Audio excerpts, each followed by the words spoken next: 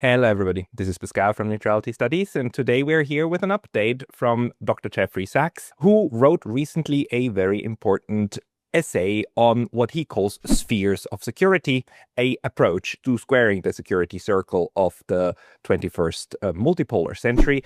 He's here to update us on this and on what's going on otherwise. Jeffrey, welcome back. Great to be with you, Pascal.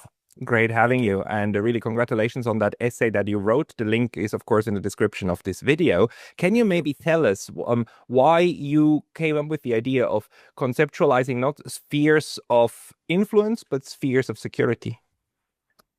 We hear a lot of resistance to spheres of influence, which is taken to mean in U.S. political parlance that big powers lean on small countries in their neighborhood, and that they regard those countries as part of their sphere of influence. By the way, the United States does that nonstop, but it criticizes any other power that would do the same as the United States does. And the claim from the US and European side is that Russia is trying to insist on a sphere of influence in Eastern Europe, and especially in Ukraine right now, and that is illegitimate. My point is something else, and that is that what Russia has been saying, and I think consistently for 35 years, is that what Russia is concerned about is not interfering in the internal affairs even of Ukraine, much less Central and Eastern Europe, but not having Russia's own security threatened by the encroachments of the United States into its near neighborhood. This is completely different. What Russia is saying is that there needs to be a geographic sphere around Russia that protects Russia against U.S. missile systems, the U.S. military, the U.S. CIA operating freely to destabilize or to overthrow the Russian government, which is a stated aim, after all, of the CIA for decades. And what Russia is saying is there needs to be space between us and you, and Ukraine is that space. So there are two interpretations of what Russia is doing in Ukraine. One interpretation is Russia is trying to recreate its empire, either formally or informally, and that it regards Ukraine as part of its sphere of influence. And I think that this is wrong factually, and it certainly is not what Russian leaders have been saying since 1990 and 1991, which is that they do not want the United States threatening Soviet and then Russian security by putting U.S. weapon systems, missiles, military bases on the Soviet border when it was in 1990 under discussion, and on the Russian border since the end of the Soviet Union in 1991. Now, I therefore propose that we distinguish very clearly, analytically, in practice, in treaties, the concept of a sphere of security that is a legitimate claim, not only legitimate, completely prudential claim of a big power not to have other major powers right on their doorsteps with military or other security agency means that could be first strike capacity, decapitation strikes, or subversion, covert regime change operations, and that big powers sensibly declare a sphere of security around themselves in which other great powers should not tread. Now, I have to say this idea, and I distinguish that from spheres of influence in the pejorative sense that it is widely used, at least in US and European political parlance, to mean that Russia should not own and operate Ukraine as a vassal state or other states in the neighborhood, and Russia should not be allowed to claim a sphere of influence over its neighborhood because those countries don't want that kind of internal interference.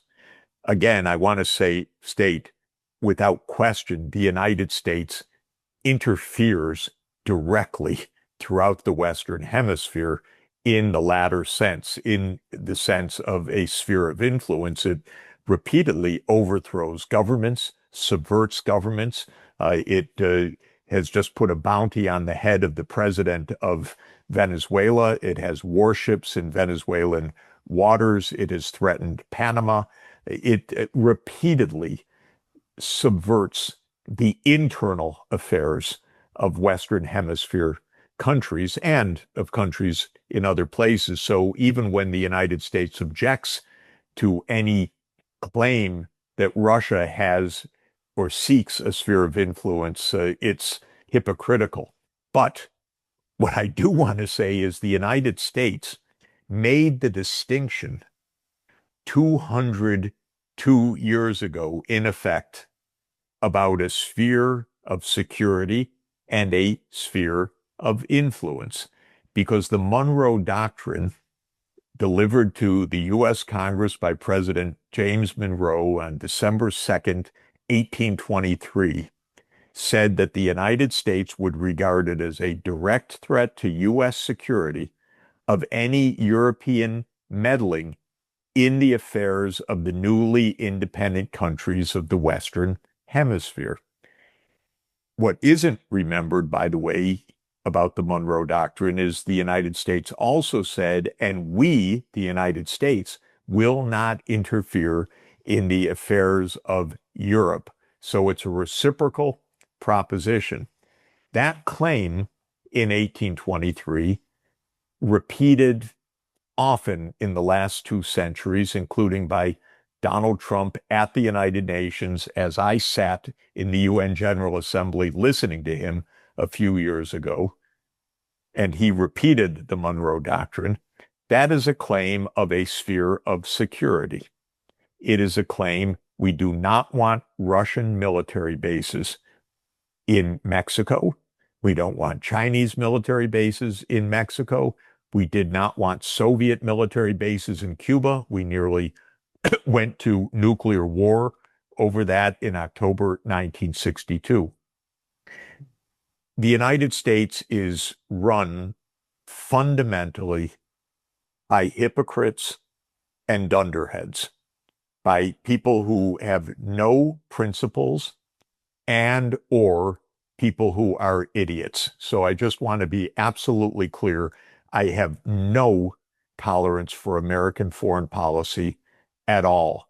The only 2 presidents that have made sense of this in modern times have been Franklin Roosevelt and John F. Kennedy. Maybe John F. Kennedy was killed because he made sense about the call for peace.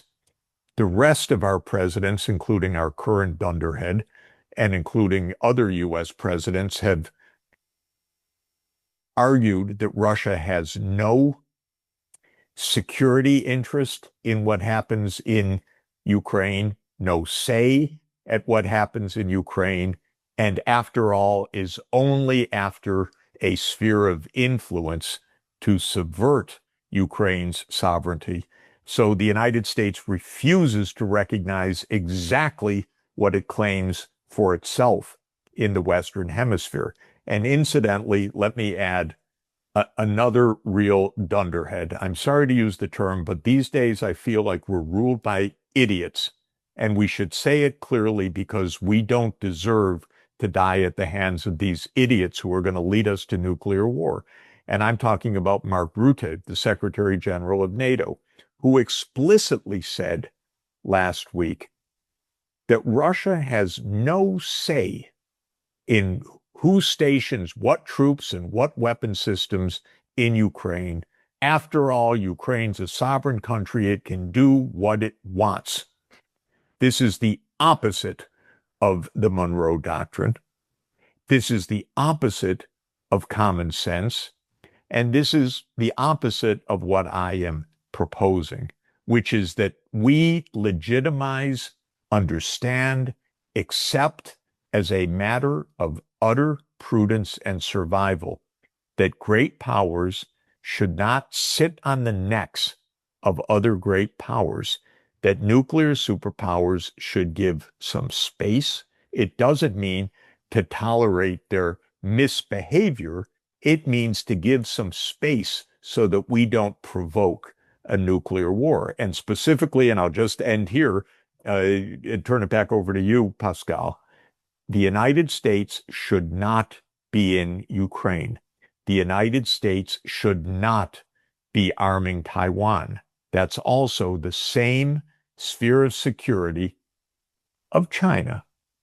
And China and Russia should stay clear of the Caribbean and Mexico and Central America with their military bases. We should keep the great powers enough apart that we are not triggering World War III.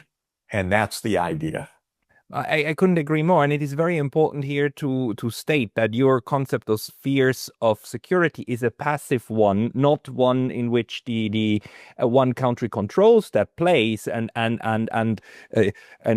decides its affairs, but one in which that place passively contributes to the security of one and the other state. And very importantly, the people who deny this right to Russia, or who deny that Russia should have something like that in Ukraine, are the people who are not only in favor of a sphere of interest for the United States, they are in favor of the next step, which is a fear of interference for the United States. The United States is allowed to interfere in the internal affairs of Ukraine in order to help Ukraine, whatever it is that you want to put there. And the Maidan and so on, of course, are just ways of the US and the West to help Ukraine in order to be, in the end, a subservient vassal state, of course, that is run by the CIA, right? The CIA and the US military is still now in Germany, top-level generals still running a good part of the war against Russia through Ukraine. So Ukraine is not only just a sphere of interest where just the US says what it would like to happen, it's where it implements its policies. And the opposite of that is what you're proposing. And one more thing, the spheres idea is, of course, one in which you have centers, power centers, and around them emanate these spheres, and the place where the spheres meet should be passive in order to create stability between them. So we are closer to a concept of suzerainty and how how sovereignty then interacts in these different spheres than we are to clear cut. Here my border starts and here's yours. It's this appreciation that security is a reciprocal identity, right? That depends on each other and not just on one or the other side. And that it fits exactly your idea that neutrality can be a key for mutual security. And the idea which the Soviet Union had, and I was reminded of this because the great historian Jeffrey Roberts sent you and me one of his articles from 2002 of the ideas of a very senior Soviet diplomat of the 1920s, 30s, and 40s, Maxim Litvinov, who envisioned that Europe had to have essentially a zone of neutrality that ran through, in the north, Sweden and Finland, and then down through Austria, down to the Mediterranean, and that this would not be a zone in which the Soviet Union would aim to dominate, or that, as he thought, the British Empire would be the dominant power, that it would aim to dominate, but rather it would be neutral, peaceful. Neither side would claim it as a sphere of influence, but it would be a sphere of security for both sides, actually, that it would both protect the West from their fear of a Soviet incursion. It would protect the Soviet Union from its fear of a repeat of the Nazi Germany invasion of the Soviet Union. And it made absolutely perfect sense. It was implemented in the case of Austria in 1955 when the Soviet Union and Austria agreed that Austria would become a neutral country and the Soviet occupation forces would leave Austria on that basis, knowing that Austria would not join NATO, but it would be neutral. The Soviet Union left in 1955, and Austria was never bothered again by the Soviet Union or by Russia. So the idea proved itself, and they wanted that to apply to Germany as well. And the United States, of course, turned that down. Yeah. And it's so interesting, if I may say, Pascal, because I was just looking at remarks by Zbigniew Brzezinski, who I think did an enormous amount of damage in messing up the whole post-1991 potential for a real era of peace. Brzezinski said that after the end of the Soviet domination in Central and Eastern Europe, NATO had to enlarge to fill the security void left by the withdrawal of the Soviet Union. What a weird idea that that's a security void rather than a neutral zone that neither side bothers and that protects both sides. So the American mentality is there is no such thing as neutrality. There is no such thing as a security zone of anyone else but the United States, because the U.S. claims it for the whole Western Hemisphere. But Russia, no legitimate interest at all of whether the U.S. has its Aegis missile systems in Cuba or military bases in Cuba or the CIA. I don't mean Cuba, Ukraine, excuse me, that Russia has no interest whatsoever if the U.S. has its missile systems or the CIA or its military in Ukraine. That's the mentality. That's what Mark Rutte explicitly said. That's what's going to get us all killed if we don't learn to stay out of the way of the other big powers, not to let them do mischief, but quite the contrary, to stop bothering them and provoking them. That's what the with us or against us crowd in the US, not only the neocons, but the others, the influenced ones too, cannot understand. They're psychologically not able to have a third concept. It's either with us or against us.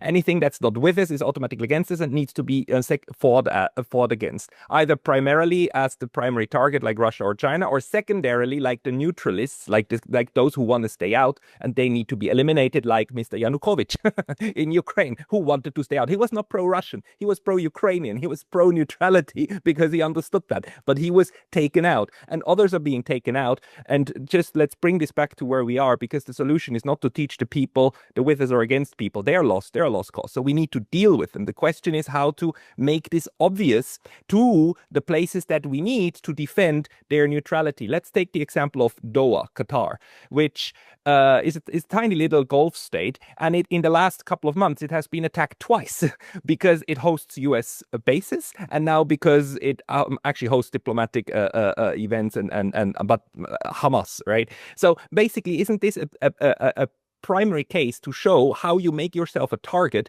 by hosting the powers or belligerents? And I'm not to say that I put Hamas on the same level and so on, because I don't. But for different reasons, but what's important about the Hamas targeting today by Israel, bombing Qatar because of that, is that this wasn't the Hamas military. No. These were literally the negotiators that were considering literally today a proposal of Donald Trump.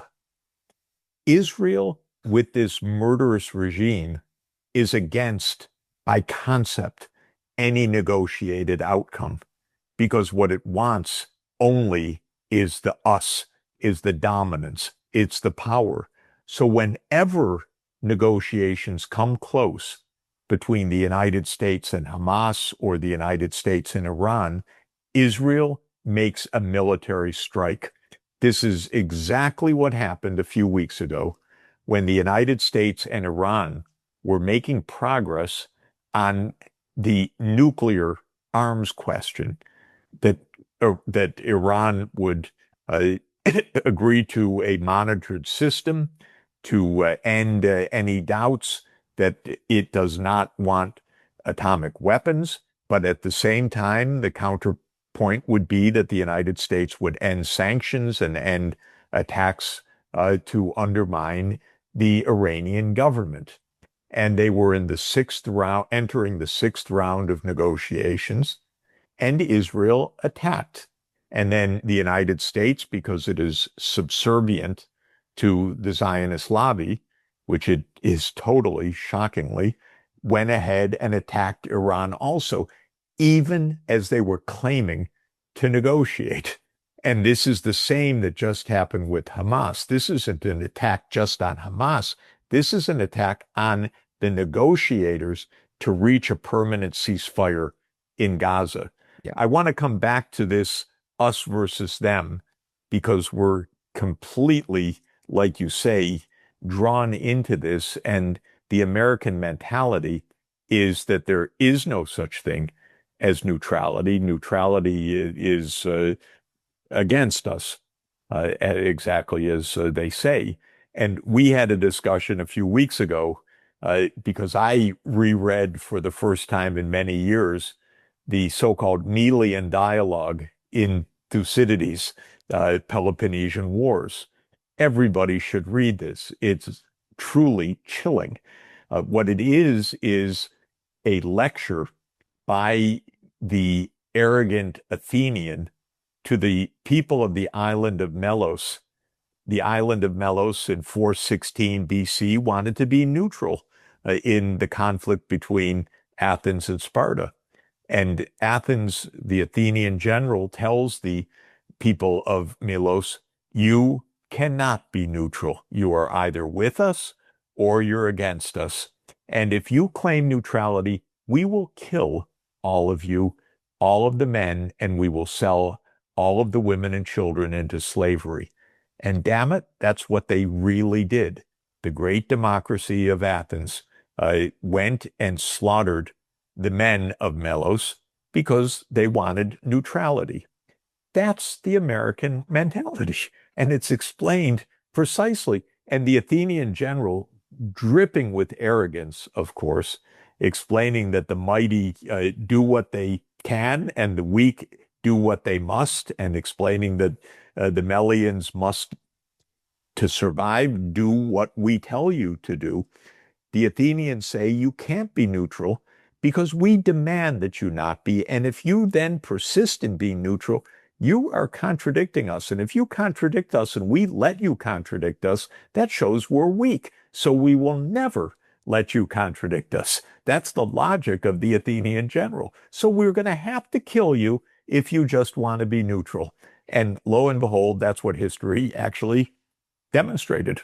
And that is the realist case for a realist neutrality. It doesn't necessarily mean that Melos should have geared up and made itself a vassal of Sparta and then gone with Sparta to war with Athens. That's not the point. The point actually that the realists make is that you need a minimum of security for yourself in order to protect that. So when we take this example to Qatar, what Qatar should be doing is to protect its neutral space and be able to protect the diplomats. So you need a minimum of defensive equipment to defend against Israeli strikes and others, and you must not signal that you are a threat to Iran in order to not make yourself an obvious target, which is what happened, and thereby then create a sphere of security. But actually, the sphere of security in this conceptualization rests upon the shoulders of those independent states that are in neither camp but want to be friends to both and foe to neither, as Thucydides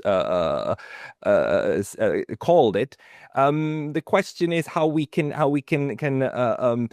break through this concept, especially in Europe and other places, that it's either with the Americans or against the Americans, right? Because it's not what it is. We need something better. It's so interesting. Of course, when I raise this with our good friend John Mearsheimer, people will find our discussion about this online on your website. John said, "Well, nice idea, Jeff, but impossible." Uh, he has the idea that the big powers just inevitably clash. That's what big powers do. They will never leave good enough alone. They will never leave Ukraine neutral. So it really is us versus them because, as Brzezinski said, and I quoted earlier, it would be a void. The idea is neutrality is like a vacuum. It will suck in somebody. So they don't accept, John doesn't believe that it's feasible to have these zones of security that keep the powers away. He's not against the concept. He just says that the big powers are locked in an iron cage where they're doomed to fight each other. And his great book, which is a great book, by the way, is called The Tragedy of Great Power Politics. Yeah. I've always said to John, we need to get away from tragedy, especially in the nuclear age. We need to solve this, not only to understand it, but to solve it. So I do believe, of course, the ones in the middle should understand this. We should help them understand this. We should give ways to bolster that. But we really need uh, the American people, the people of Europe. Maybe they already do understand it. This is not the road to security that we are following. My point for the United States is that from the moment the neocons absolutely took charge in 1991 in the US, we have had nothing but a decline of US security. It's been the toughest period. It's been wars of choice. It's been overthrows of governments such as the Maidan in 2014. It has not brought US security.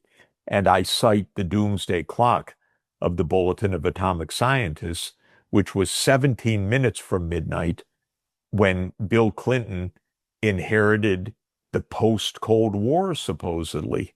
But then he messed it up. And then George W. Bush Jr. messed it up. And then Obama further messed it up. Then Trump 1 further messed it up. And then Biden further messed it up. Every president has left the doomsday clock closer to midnight than when they arrived in office.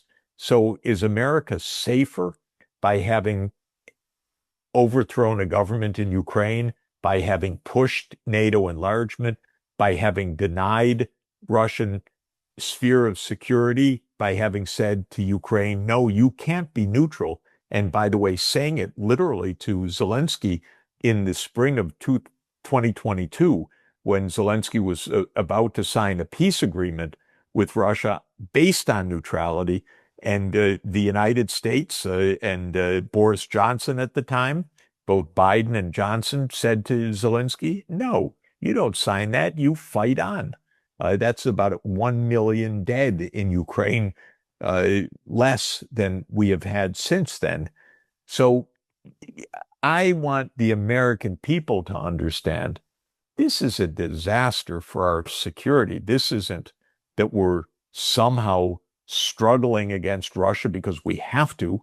We should be leaving precisely a neutral zone so that we aren't in each other's face, so that we have some distance. And of course, the hypocrisy of the United States knows no bounds.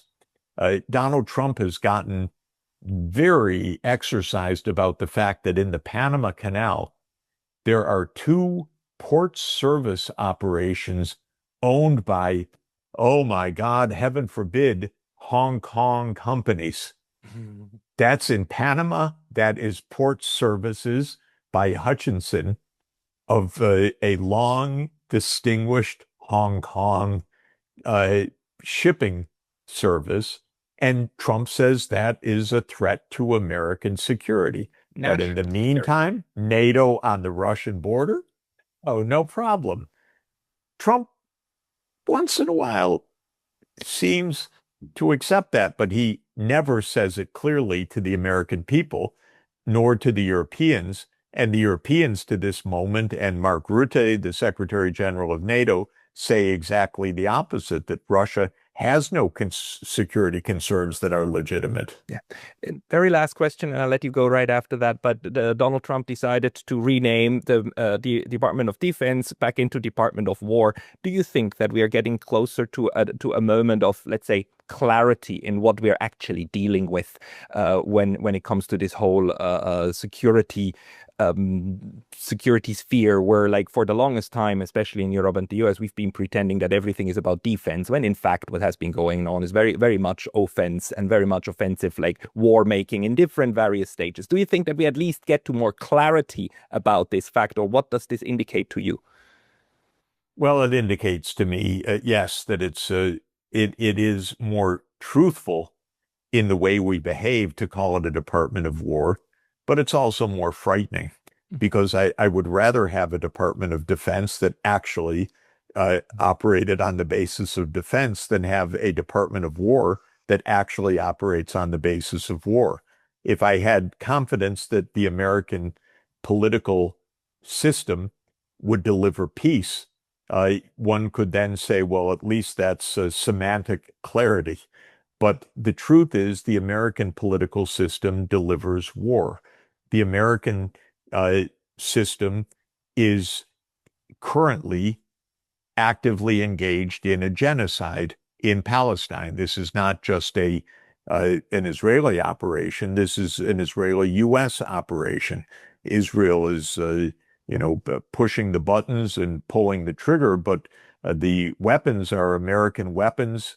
The intelligence, so-called, to do this, which is also a cruel misnomer, is Palantir, it's Microsoft, it's Amazon, it's other big tech companies that are providing cloud services and AI to Israeli defense forces as a genocide and a mass starvation takes place. So we really have a Department of War, but nothing to be happy about with that relabeling. It's absolutely horrifying.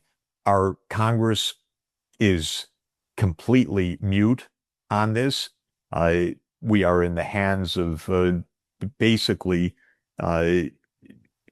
completely security state apparatus, and at least nominally in the hands of one person who does what he wants and announces it on True Social, and it's all very bizarre and unstable. And the fact of the matter is, we don't have clarity on any issues, the U.S. vis-a-vis Russia, the U.S. vis-a-vis the Palestinian people or the Arab nations, the U.S. vis-a-vis Iran. We negotiate 5 weeks and then bomb them on the 6th week. The U.S. vis-a-vis China. This is an extraordinarily dangerous situation. Nothing is rational and logical in the traditional sense. We're in the hands of whims, of secrecy, of game playing, as if this wasn't really the nuclear age that it is. Yeah. We need to get out of the game and back into reality. And of course, in reality, your constitution tries to deal with that and invests war-making power into Congress and not into the president. But all of that is mixed up and messed up, and it needs restructuring. Jeffrey Sachs, thank you very much for your time today. Well, great to be with you. Thanks.